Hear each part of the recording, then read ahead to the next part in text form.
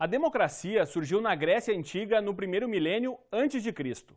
Desde então, esse regime de governo, adotado na maior parte dos países ocidentais, passou por diversos períodos de ruptura. Aqui no Brasil, por exemplo, tivemos recentemente uma ditadura militar que interrompeu a vigência da democracia por longos 21 anos. Ter o direito de ir e vir, ter liberdade de expressar suas ideias, preceitos básicos em um país democrático. Mas afinal, você sabe o que é e como surgiu a democracia? A palavra democracia, ela é constituída de dois morfemas, duas partes. Então, o morfema demo significa povo.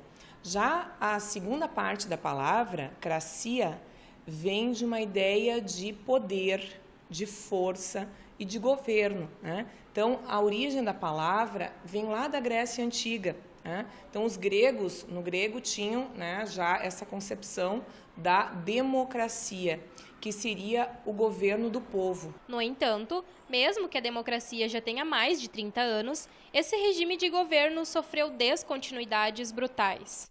Alguns desses períodos ocorreram no século XX, há bem pouco tempo, portanto. O fascismo é uma lógica, é uma ideologia dentro da sociedade, né? Que busca constituir uma ideia, digamos, disseminada de que a nação tem um dono e que tu tem um padrão de valores que deve ser, digamos, impostos a todo mundo.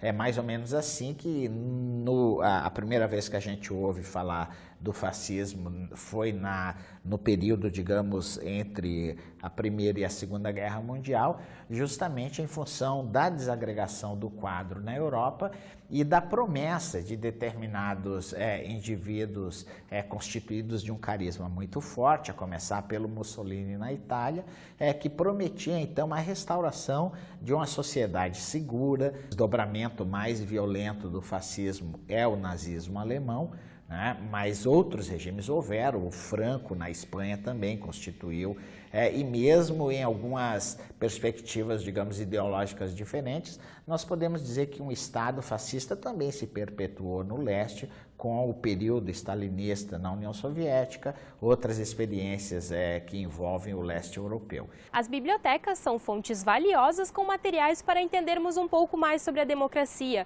seja na seção de artes, literatura ou, como esta, de história. E algo que está registrado em boa parte dos livros de história é o capítulo sobre o último período militar no Brasil, que foi de 1964 a 1985. Em 1975, o jornalista e diretor da TV Cultura, Vladimir Herzog, foi morto após se apresentar por vontade própria ao DOI-CODE em São Paulo. Esse assassinato é apenas um dos tantos casos de violência de Estado ocorridos durante os longos 21 anos de ditadura. Com 72 anos, o advogado Ilmor Viana fala como foi viver naquele período. Basicamente, nós tínhamos que nos manter dentro das regras do jogo, ou seja, tu não poderia ficar contestando, falando contra aquilo que consideravas errado, porque havia muita, digamos, repressão naquela época. Além da repressão, a Constituição e suas garantias não valiam mais perante o militarismo no Brasil, segundo Ilmor Viana. Eu vejo que na época, por exemplo, não havia habeas corpus. Habeas corpus foi suspenso. Não havia eleições.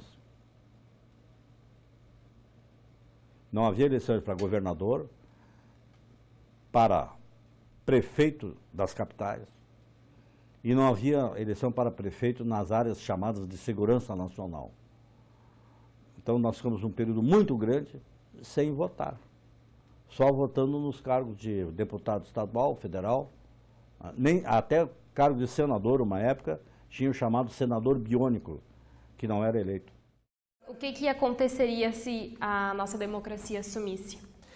Fundamentalmente, eu acho que em outro contexto, nós voltaríamos a ter uma sociedade polarizada, principalmente com muitos indivíduos acantonados pelo medo da mobilização e muitos indivíduos, a título de outros momentos históricos, buscando outras formas de restaurar essa liberdade e constituindo organizações que poderiam ser clandestinas, que buscassem uma nova perspectiva de liberdade. Mas nós teríamos situações de muito risco e muito provavelmente reeditando capítulos que nós não podemos esquecer. No filme Fahrenheit 451, de 1966, o cineasta François Truffaut retratava um futuro próximo em que um governo totalitário dá aos bombeiros a missão de queimar qualquer tipo de material impresso. Nessa sociedade distópica, havia sido difundida a ideia de que a literatura seria um propagador de infelicidade. A ficção, como sempre, faz aqui um alerta para a realidade. Esta edição encerra aqui. Obrigado pela companhia. Até a próxima. Tchau.